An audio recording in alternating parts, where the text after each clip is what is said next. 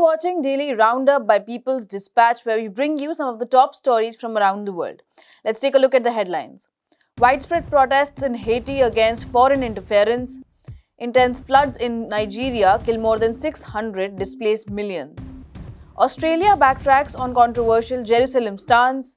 Brazil court finds protesters of overflowing dam. Hundreds of thousands of Haitians took to the streets across the country on Monday, October 17, demanding de facto President Ariel Henry's resignation and rejecting his request for international military assistance to fight criminal gangs. In the capital, Port-au-Prince, thousands gathered at the Champs-de-Mars public square and marched to the US Embassy to demand an end to the US imperialist intervention in Haiti.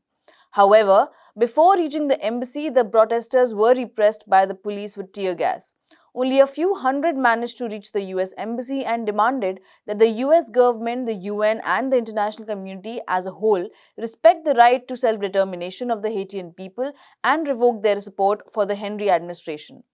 Additionally, thousands of people demonstrated in several other cities and criticized the Henry government for resorting to asking for military support despite being aware of the results of previous military interventions that did not solve the country's problems.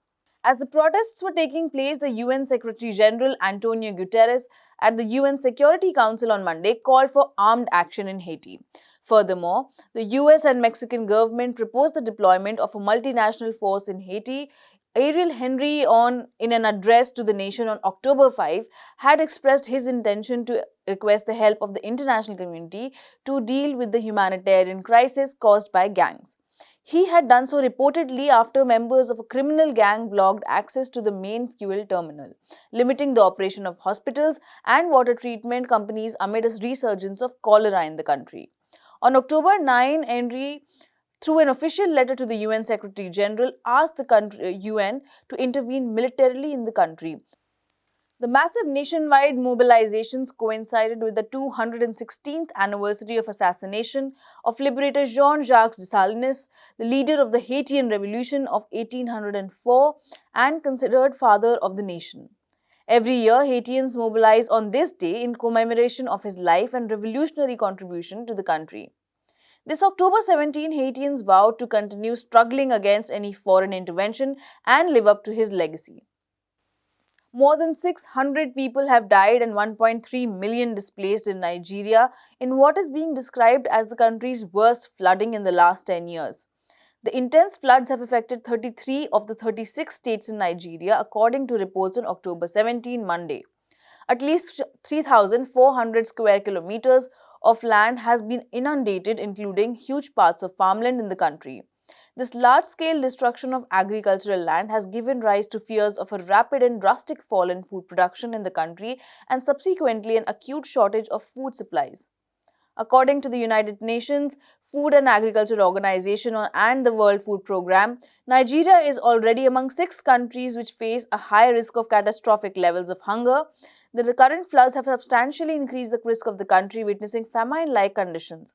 Additionally, the supplies of fuel have been disrupted and the floods have reportedly destroyed more than 200,000 homes as well. Reports noted that the Nigerian government has responded to the situation by swiftly launching relief and assistance operations to the areas affected by the floods. Hundreds of thousands of people are being evacuated from the flood-affected areas. The president has released tens of thousands of metric tons of food grains for people affected by the floods. The floods, which began in early summer, are expected to continue until November. The government says that even though the country experiences seasonal flooding every year, this year's flooding has been significantly worse. The government attributes this abnormally high flooding to climate change and the above-average rainfall that country received this year. Another factor that caused the flooding was the release of excess water from dams both in Nigeria and in neighboring Cameroon. Experts have said that the country's poor infrastructure and lack of planning and preparation has further contributed to the floods, causing much more extensive and severe damage. Moving on to our third story, Australia on Tuesday, October 18, said that it will no longer recognize West Jerusalem as the capital of Israel. The western part of Jerusalem was recognized as the capital of Israel in blatant defiance of international law and United Nations resolutions by the previous conservative government headed by ex-Prime Minister Scott Morrison in 2018. The Australian decision 4 years ago was reportedly taken to curry favor with both Israel and the United States, which a year earlier had moved its embassy from Tel Aviv to Jerusalem, recognized Jerusalem as Israel's eternal capital. That illegal and arbitrary US move by the administration of ex-President Donald Trump has been met with widespread anger, protests, and condemnation by Palestinians and the international community. The Australian move, however, fell short of moving its embassy to Jerusalem, keeping it in Tel Aviv until a final peace agreement to end the occupation between Israel and Palestine is reached. The Australian Foreign Minister Penny Wong, in a statement about reversing the decision, expressed regret at the previous government's decision. She said that the current Labour government, headed by Prime Minister Anthony Albanese, reaffirms Australia's previous long-standing position that the final status of Jerusalem can only be resolved in negotiations between Israel and Palestine. She added that Australia is committed to the two-state solution in which Israel and a future Palestinian state coexist in peace and security within internationally recognized borders under international law. East Jerusalem, the West Bank, and the Gaza Strip are considered Palestinian territory occupied by Israel since its victory in the 1967 Six-Day War. Even though supporting the two-state solution is the consensus, international position on the Israeli occupation over the years, Palestinians, activists, and human rights groups have doubted whether it is actually physically and realistically possible. They have said that due to the long-running and uninterrupted Israeli settlement construction and colonialist expansion in the occupied West Bank and Jerusalem, prospects of a future Palestinian state which is independent, viable, and contiguous state are next to negligible.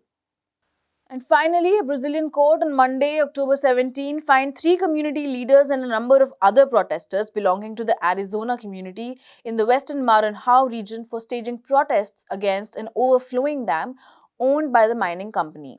The judge imposed a daily fine of 500 Brazilian reals against the protesters for blocking a road that connects the area to the main MA 101 highway. The dam in question is owned by Canadian mining company Equinox Gold. The court's verdict came after the mining company filed a lawsuit against the community leaders and protesters alleging that they were disrupting its business activities. A similar earlier request had been rejected. In its petition, the company claimed that the community's protests were illegitimate and their blocking of the road was a true transgression of order which was making business activity unfeasible. The company additionally asked the court to prevent these protests with all other necessary measures, including the use of police force. The judge accepted the company's request, saying that the right to come and go using that road has not been guaranteed. The community has been staging protests against the overflowing problem for the last 1 week.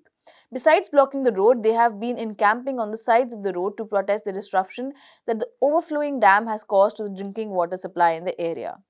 Furthermore, they're demanding reparations for the material and ecological damage caused by the gold mining, such as cracks in the walls of their homes, damage to roads in the area, and landslides. The dam has been overflowing since March 2021, with the company not taking any action to fix the problem. The dam has reportedly caused toxic material residue as a result of the gold mining operation to contaminate around 30,000 square meters of local vegetation, besides flowing into a nearby river and 2 reservoirs that supply safe drinking water to the local residents. In June last year, the government had ordered the company to restore the drinking water supply in the area.